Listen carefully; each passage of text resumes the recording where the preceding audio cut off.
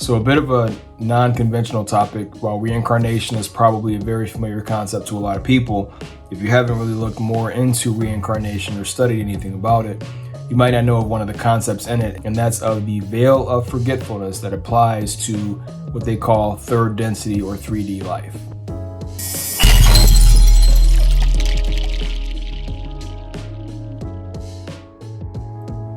Now, the Law of One introduces a concept of 8 levels of soul or conscious evolution, each one being called a density.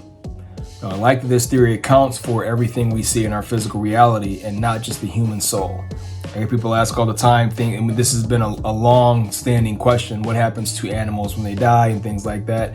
This theory gives us a pretty solid explanation for how we could think about these other things, right? So I like that this theory accounts for everything we see in our physical reality and not just the human soul.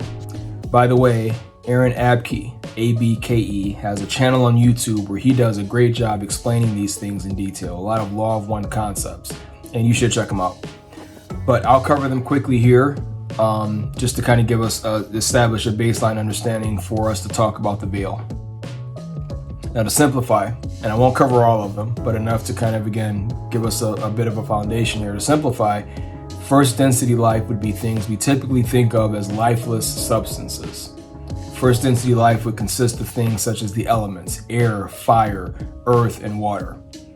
This challenges us to expand our definition of living or conscious things to objects that may not meet our conventional qualifications of life, yet the Law of One describes them as conscious nonetheless. I love to use the example of the earth because yes, there's no heart, there's no blood flow, there's no nervous system, there's no brain, no conventional biological processes of consumption and waste removal as we're used to seeing in things we would call living. But we have to think through rationally. Could so much life really spring forth from and be supported by a dead rock? Or would it take something living to propagate more life? Just like infants that come out from the womb of their mothers, plants and trees don't grow out of a rock, but from the soil of Mother Earth. Without the air in the Earth's atmosphere, we would perish for a long list of reasons. Without the rivers and the oceans, all of the creatures there would not survive. All living things on Earth should be seen as having a synergistic or symbolic relationship to the living planet. As such, it should be a natural transition to wanting to provide the best treatment to the very thing we all depend on for life. Second density life begins to drift back into the realm of things that the masses recognize as living. Early second density life, this is the density of growth and moving towards the light. So we think of plants, grows out of the soil and grows upward and it's reaching up towards sunlight. While later second density life would be wild animals. The last stage of second density life could be viewed from the perspective of a pet or a farm animal with a dedicated and a predicted location to call home, a regular social group, a regular schedule, and interactions with humans as that soul gains greater self-awareness or a sense of identity like a pet name. Thus begins the journey into the ego, self-awareness, and consciousness that we call third density. So an example of third density life would be humans in our everyday existence. Generally, the young tend to be more negative, more selfish, a lack of regard for the well-being or the right to live of other people, and excessive in seeking pleasures, right? The older third density souls tend to be those that are often more considerate and loving and helpful to others. They regard the sanctity of life in all things, etc., things like that. And as we get into fourth density life, it's akin to how we would describe existence in heaven. It's all love, all honesty, transparency, service to one another, unity. And it's the absence of hatred, envy, secrecy, conspiracy, deceit, coveting, all of those bad things that make life on earth so miserable and difficult. It then goes on to describe characteristics and existence in other densities as well, but this is going to suffice for today's discussion. So the Area 51 EBEN, that's EBEN, extraterrestrial biological entity, in the Matilda O'Donnell interview, and also referenced in Colonel Corso's book, The Day After Roswell. It provides parallel data to the Law of One, and a lot of other sources for that matter, about us all being spiritual light beings of the same substance as the Creator, who've come to occupy physical bodies taken from the material of the planet we occupy, in order to complete certain soul goals or tasks. It states that we existed for millions of years before being physically incarnated in our present bodies in this lifetime, and that we continue our existence after the death of our present physical form. So if this is true, why do most people have no memory of these past lives?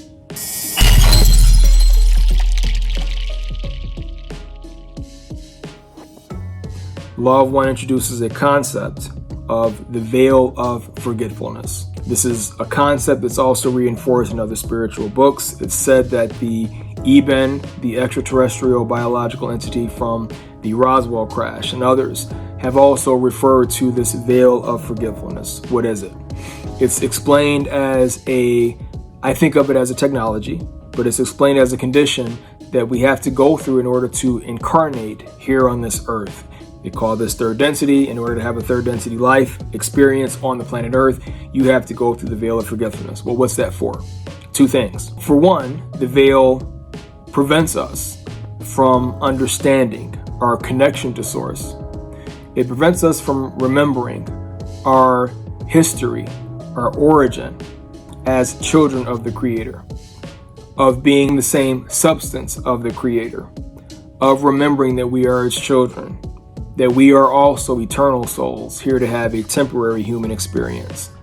And by that separation, by that failure to recall our true origin, it prevents us from experiencing bliss, and it makes the catalyst, it makes the conditions you go through in this life much, much more intense. So this veil serves that purpose of making you forget your true nature, so that when you're here, the experiences that you have are much more intense, and you don't have access to your memory of what's really at stake. You don't have access to your memory of your own true nature and capabilities. This makes the veil a very critical and important concept when it comes to the evolution of a soul. By me being here and going through certain difficulties in my life, conditions that are not favorable, certain catalysts that may be meant to elicit some growth or some response, it makes that process of soul evolution that much stronger and that much more effective, because we're separated from the memories of who we are, where we come from, what we really are, what we're really capable of. Those things that we go through seem extremely difficult, and they're very meaningful, very hurtful, or very pleasant, but the intensity of those emotions that we feel going through these things is very, very strong, because we're only remembering our existence here in this one incarnation. Souls that are naturally in their third density of evolution continue to gain experience and maturity through each iteration or life on this planet as they strive for mastery in order to move on to fourth density. A third density entity cannot incarnate into a higher density existence before they are compatible or have evolved to that point. However, a higher density being is allowed to come back and incarnate into a lower density. Now, the veil is said to offer some value to souls that are of higher densities. For example, let's say a fifth or a sixth density soul feels it's mastered the art of forgiving. What better way to test yourself than to jump into a temporary pressure cooker with an abundance of malice, but without your memory, to test your raw instincts and your reflexes, to prove that you've really mastered forgiveness in the very core of your being, beyond just a learned or forced response. A higher density soul may incarnate into a third density existence here and learn for themselves that they don't have the mastery of forgiveness that they thought they once had. And they will then determine what's the right path to further their growth. Earth will only be conducive to this kind of growth while it remains a third density planet. When Earth transitions into fourth density, there will no longer be a veil, so the opportunities will be different. Now, I believe that there is a symbolic connection to the tearing of the veil in the Jerusalem temple after the death of Yeshua or Jesus. His lessons and his sacrifice paves the way and empowers us against the teaching that enforces the separating of the Creator from the creation. Having the veil torn would have been symbolic of this removing of the separation. This work we do to help people connect with the Creator and recognize it as our source thins the third density veil of forgetfulness. Consider that when the veil is at its strongest, the memory wipe between lives was more effective. In more recent times, as there is a new spiritual awakening and an elevation in consciousness where people are remembering what was lost, resisting the powers that be, reconnecting with the Creator by realizing that you don't need a man to intervene on your behalf. All of these things thin the veil and draw us closer to an understanding of our true nature, our true oneness, and memories of past lives. Hey, thanks for watching our video and sharing with us one of your most important resources, your time. Continue to seek truth, reclaim your knowledge, your existence, and your reality.